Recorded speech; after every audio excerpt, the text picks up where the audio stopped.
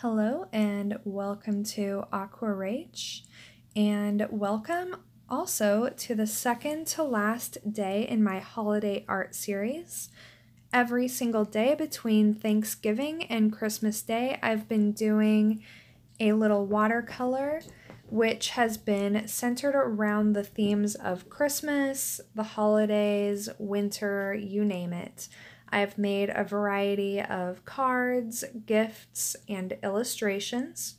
And the last couple of days I've been focusing on illustrations pertaining to just some of the festivities surrounding Christmas and the holiday season.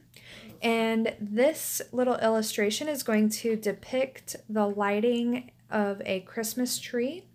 This is an outdoors scene, and they're lighting actual candles on the Christmas tree. And then all of the people watching are singing carols, or at least they're supposed to be. We'll see that there's a few children in here. If you look closely, they're not quite doing what they're supposed to be doing. And this template will be available to you to download instantly, and then you can print it at home, and you can use this to transfer the drawing onto your own watercolor paper if you would like to give this little illustration a go. This was a really fun one. My main focus here actually was more on the lighting of the tree, and even though there's a lot of figures in this illustration, I really didn't heavily focus on painting details on them. I really wanted to focus on creating this tree, and it's emitting light, it's kind of glowing against the dark background. So I'm just using transfer paper as I usually do to apply pressure through my drawing that I did, and that helps the carbon transfer these lines onto my watercolor paper so I don't have to do any sketching or guessing around or erasing on my actual watercolor paper. And also, if I had happened to not like the way my painting turned out, it would be easy enough just to use that template again to transfer the drawing and not be kind of discouraged by the notion of having to redraw everything from scratch. And that's why I make these templates available to you. All of these Christmas templates are available for free, and they will remain free. So even if you're watching these videos after 2019, you should still be able to access all of these downloadable, printable files. So after I transferred my lines with my carbon paper, I'm now using India ink and my dip pen to just kind of draw in all of the line work. So what I want you to notice about the tree is that I'm leaving it very simple, of course, but then you'll notice that I have some candlesticks on the tree. So those will be somewhat important just to kind of keep those in mind. They're a little bit tricky to see. And then for the people, I'm really keeping them very simple. I am not worrying too much about their facial expressions for the most part. I have some of them singing, some of them just kind of, talking to people around them, or kids who are not quite singing and maybe need a little bit of direction, or people just admiring the tree in general. And again, the focus isn't going to be on painting a lot of details on the people. So I don't want you to be discouraged by all of these figures in here and think that this is too complex, because this is really all about the lighting. And that's what I will be focusing this tutorial on for the most part. And because I did spend quite a bit of time doing this painting, I am speeding up a lot of it. But whenever I do something that I think is really critical or important to understand, I will slow down the video so that you can see better. So the only place in this painting I need to use masking fluid is just going to be on the candles. So basically all of the candles are going to be lit. She's kind of lighting the very last one. So I'm going to put just a drop of masking fluid where the flames on each candle should be, as well as her lighter. And I think that for these flames, you can actually leave them pretty big because we do want them to be pretty bright. And the tree will actually be the very last thing that we need to paint. So we're going to kind of paint everything else around the tree, and the tree will remain white for most of this tutorial until the very end, and that is where the magic happens. So as usual, I'm using this limited palette. I know I didn't keep it up there for very long, but it is Payne's Gray, Hansa Yellow, Pyrrole Red, and then Sepia. And then I also have some raw sienna on there. I keep getting my raw sienna and sepia confused, so I don't mean to do that, and there's probably people watching my videos and it's driving them crazy because they kind of know all these colors. I really have never personally paid much attention to the names of colors when I've just painted on my own, and I'm finding myself struggling with that as I make videos. I just get them, those couple of earth tones, mixed up sometimes. And I've been trying to use up all the paints on this palette, and so at some point I kind of run out of my Hansa Yellow, and I just kind of switch over to my Lemon Yellow, which is directly below it on my palette.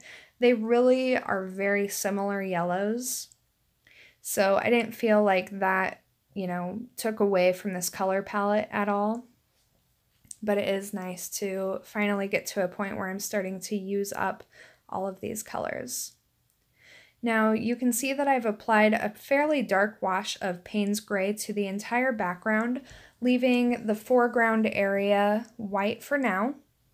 And then I'm going to add just a little bit of shadow right underneath the tree. So the tree is going to be not only glowing itself, but it's going to be illuminating the ground. So now I'm mixing my Pyrrole Red into my Payne's Gray, and this will create somewhat of a muted violet color, which I think is very pretty. And you can see here, I'm gonna just go ahead and start painting right over the legs of the people. So the people are going to be painted in such a way where, of course, I'm going to have their clothes painted in various ways, but the lighting of the tree is going to cause them to have a lot of shadow on them, and then just like their faces and the top half of their bodies will be a little bit more illuminated. So anything else we don't really have to worry about maintaining, and we can just paint right over because those areas will be darker. So now I've used my Hansa Yellow, Pyrrole Red, and a little bit of Payne's Gray to kind of create this muted orange, and then I used that to kind of bring that muted violet and the shadow of the tree together. Same thing over here on the other side, and with this woman lighting the tree, the front part of her body facing the tree will be illuminated, so I can just go ahead and kind of paint right on top of her as well. And then the part of her that is away from the tree will be in shadow. So that kind of makes this painting a little bit more approachable, I think, because we don't have to worry about painting around all of these people. They really need to be immersed in the same light as their surroundings. And I think anytime you're doing a painting where you have kind of a different lighting situation, it's going to look a little bit awkward for much of the painting, but I think it's really important just to come to this with a mind for experimenting. So stay open-minded throughout the process, and also, you know, kind of trust the process a little bit. These are some of my favorite paintings to do, and I promise every time I do a painting like this, as I'm working on it, I'm thinking, okay, this is not going to work out, but that's okay because I'm experimenting. And sometimes they don't work out, and that's totally fine. I know it can feel a little bit frustrating when things don't work out and you've put a lot of effort into them, but everything is a learning experience. And I definitely learn more from my mistakes than I do from when I just have a successful painting and then I go into the next painting thinking it's going to be a piece of cake, and then it's not. So again, here I'm just kind of filling in some of the shadows around the figures. I'm not really being terribly careful about where I place this Payne's Gray, but I just want to start creating a little bit of shadow and leaving the areas that are going to be illuminated. I'll leave those white for now.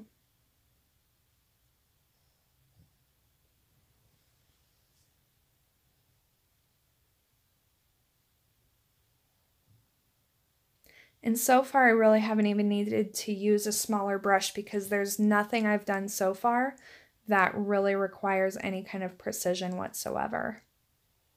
So I'm still just using my big wash brush. And you can see my water is already completely filthy because I've been using so much pigment so far. Now I've got some fresh water though, that always feels good. And now I'm finally moving on to a smaller brush. Going to paint in some of the faces. So I'm going to keep it a very, very light orange with just a little bit of Payne's Gray to tone it down. And I don't want everyone in here to be the same color, so I will show you how to also mix a darker skin tone as well. So I'm just kind of making some of the faces this color.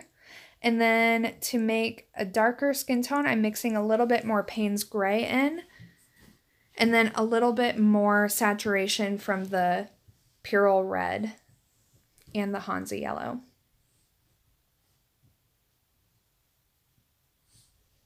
All skin tones are actually mixed with the same colors, and there's so many different ways to do it. You definitely don't need to have like color X and color Y and color Z to mix skin tones, and you don't have to. And actually, I recommend not ever buying a tube of paint that is labeled as like skin tone or flesh tone.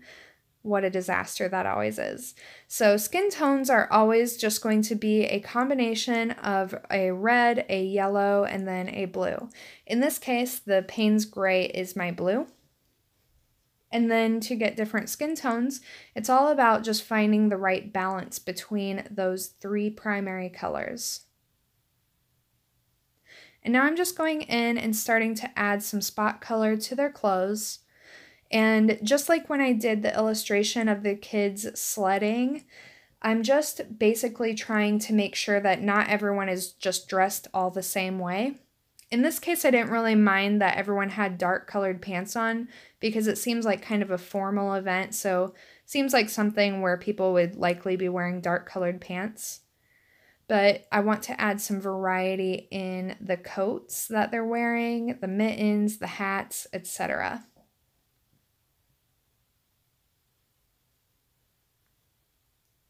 And even with a very limited color palette, there's so many different colors that you can actually mix to achieve a really nice variety.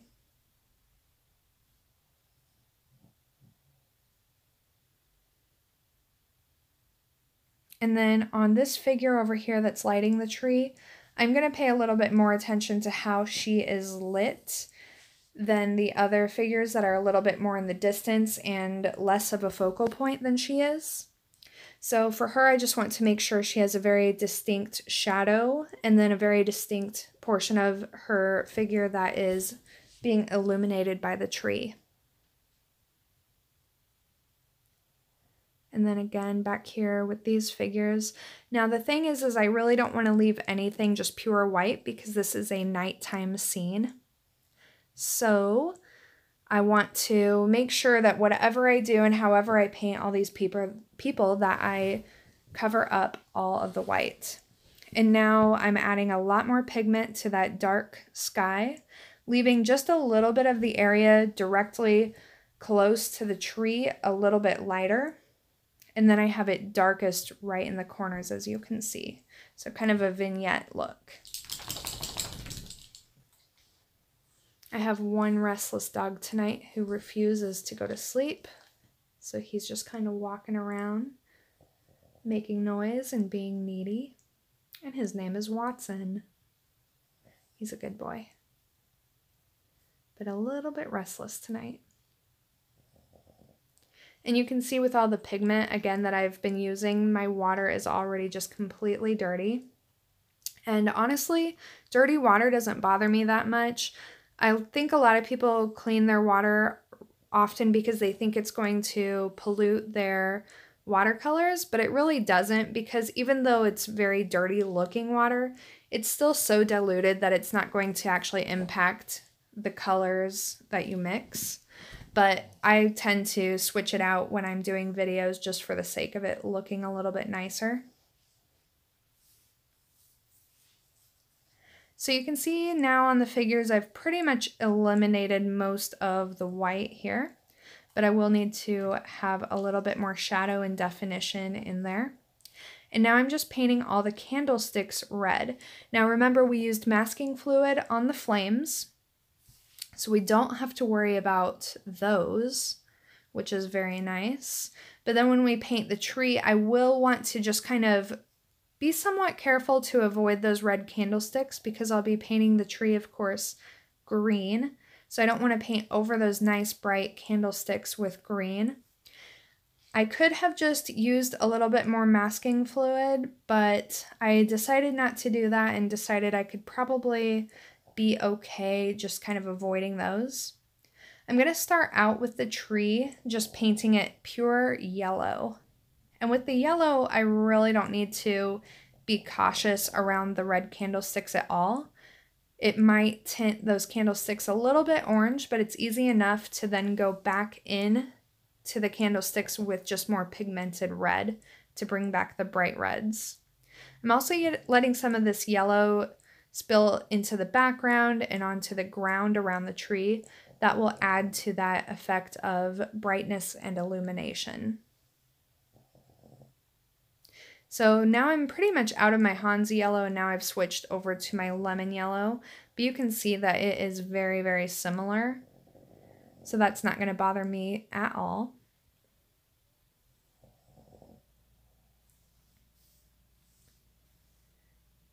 And now, while I'm waiting for that yellow to dry, I'm just going back into the figures, looking for areas I can touch up, looking for little spots that I've missed. Like there's a couple areas where I didn't paint people's hair, little things like that. For some of the people, I tried to give them kind of rosy red cheeks. And then I just accentuated the shadow under the tree just a little bit to darken it. And then same on that figure on the left. Gave her a little bit more of a shadow. Okay, so back into my yellow, and I'm mixing my yellow directly into my Payne's Gray. Now, Payne's Gray is a very cool gray, meaning that its color temperature is cool, and when you mix yellow into it, you get kind of a muted green. And if you have more a balance of yellow than green, it's actually it seems pretty bright in comparison to everything around it. And so I'm going in with this in the tree initially just to start adding a little bit of texture.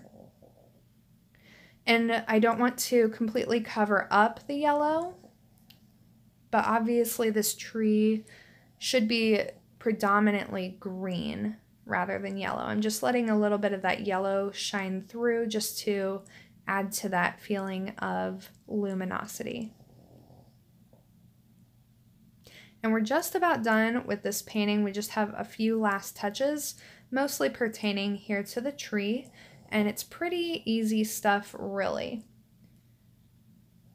I am, of course, just being a bit careful to avoid painting over the red candles as much as I can. And now I'm going to start shifting this mix to have a little bit more Payne's Gray in it. And I'm adding some areas on the tree that are just not getting as much light from the candles. And I'm just kind of winging it, trying to maintain some of the lighter greens and yellows around the flames of the candles, but you know, it's not something that you have to really think too much about. And in general, because the bottom of the tree is a little bit wider and doesn't have it has candles on it, but the light isn't reaching as far, we're going to have more shadow at the bottom of the tree than we have up at the top where it's a little bit more narrow and the light is reaching the various parts of the tree a little bit easier. Now I'm just glazing over some Purell Red onto the ground just to add a little bit of vibrancy to the ground. And now I'm going back in with really pigmented Purell Red to bring those candles really to the forefront to help them stand out against all that green. And so now I think you can really see that this painting is coming to life. And again, just looking for little areas within the crowd of people that can be touched up just a little bit. Even where people are holding like books or you know, have clothes on that should be white, I'm giving those all just kind of a yellow glow from the tree. Because again, as a night scene, nothing really should be pure white in here. Okay, now you want to make sure that everything around the masking fluid is completely dry before you start removing it. So I'm going to start removing the masking fluid up at the top of the tree, but I know that I've just recently worked on the bottom of the tree, so I'll wait and let those areas dry before I remove the masking fluid. But you can already see that exposing the white of the paper where the candle flames are really adds to that sense of luminosity on this tree and is going to make this composition really come together and look a little bit magical. So I'm just going to get all my stuff cleaned up while I wait for the rest of this tree to dry, and there we go. So I'm just going to go ahead and remove that masking fluid, put everything away, and finally get to remove the tape. And that is basically it for this composition. I can't believe that we are so close to Christmas. These videos and illustrations have been really fun. It's been a great challenge for me. I've really enjoyed doing it. I hope that you guys have enjoyed watching these. I really love getting your feedback in the comments and hearing that you guys are trying these. That is awesome. If you have any questions, I always respond to any comments that you guys leave me. So feel free to comment. And I hope that you'll give the video one of those thumbs up thingies. And I hope that you have a fantastic day. Thank you.